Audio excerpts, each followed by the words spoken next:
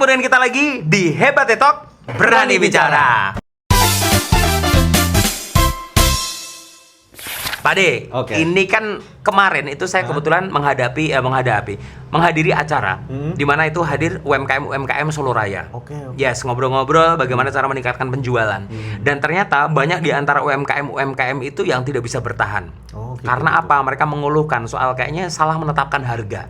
Nah, ya. Ini ada tipsnya nggak? Kalau dari kacamatanya Pak De ini gimana? Netuin HPP ya namanya? Iya. Itu memang sangat penting. Dari di awal itu kita ingat dulu TikTok sama Shopee itu siapa?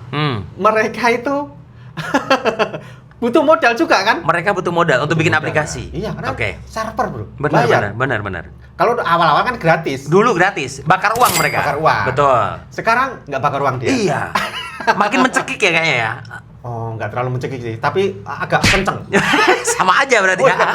Ya, itu jadi masalah kan? Itu di awal sebagai kita UMKM jangan salah membuat HPP-nya, harga pokok produksinya itu harus benar menghitungnya. Kemudian harga jualnya kita mau taruh di mana? Jadi misalnya di harga jual ini misalnya, ini misalnya kita 30.000 misalnya. Iya.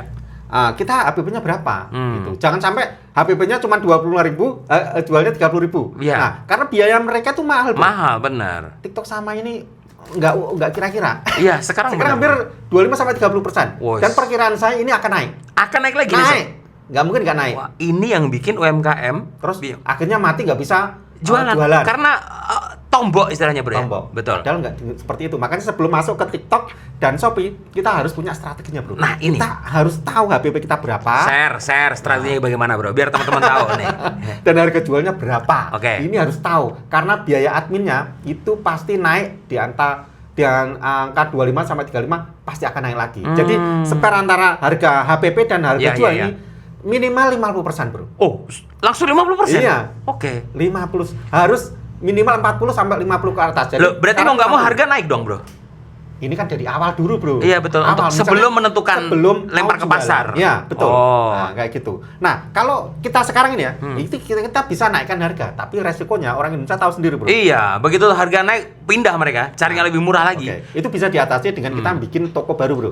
Oke. Toko baru atau etalase baru bro. Betul. Nah dengan konsep yang agak sama tapi berbeda di harganya. Untuk brand sama nggak apa-apa berarti?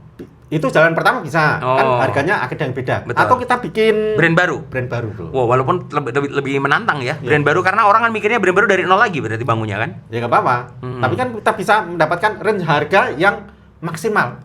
Daripada kita harga penjualan bagus ya. Iya. Penjualan bagus, tapi harga jual mepet, omset gede tapi profit kecil, ngapain bro? Iya, apa berat di tenaga, ongkos juga ya bro? Iya, kan? Boncos istilahnya anak sekarang. Akhirnya nggak bisa jualan. Daripada nggak bisa jualan, betul. Kenapa nggak bikin toko baru aja? Dengan konsep yang baru, brand baru.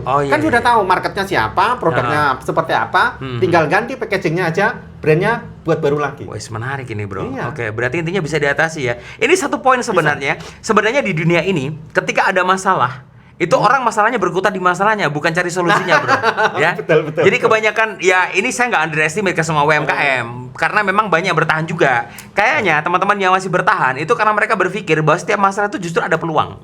Betul. Kan gitu nih. Iya. Ya, misalkan ada kayak kemarin COVID.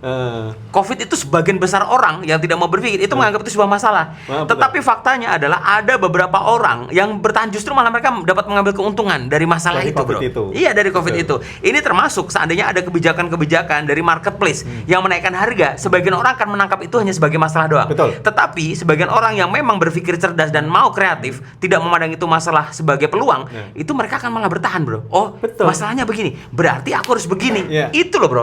Ya. Betul. Jadi jangan mati dengan kita tercekik dengan harga. Enggak. Kita harus punya solusi. Pasti di dunia ini kalau ada masalah ada solusinya. Ada solusinya. Betul banget. Jadi buat kalian yang mungkin merasa ya, buat kamu merasa alah ngomong aja nih. Loh, ini udah ada buktinya kok. Ya. Pak De nih udah terbukti. Makanya kita pede ngomong gini karena kita udah ngebuktiin ya. Kalau kalian tidak percaya boleh datangin nih tokonya langsung, rumahnya langsung, outletnya langsung, nanya langsung, lihat terbuka ya bro ya. Omset terbuka ya. Terbuka. Bisa dilihat kok lewat aplikasi apa tuh namanya penjualan? Kalau data kan ada juga. Di sana bisa dicek juga teman-teman ya. Oke, sekali lagi kita memang mungkin ngomongnya sedikit tapi mudah-mudahan memberi manfaat yang banyak ya. Seperti ini hanya ada di Hebat Talk, Berani Bicara.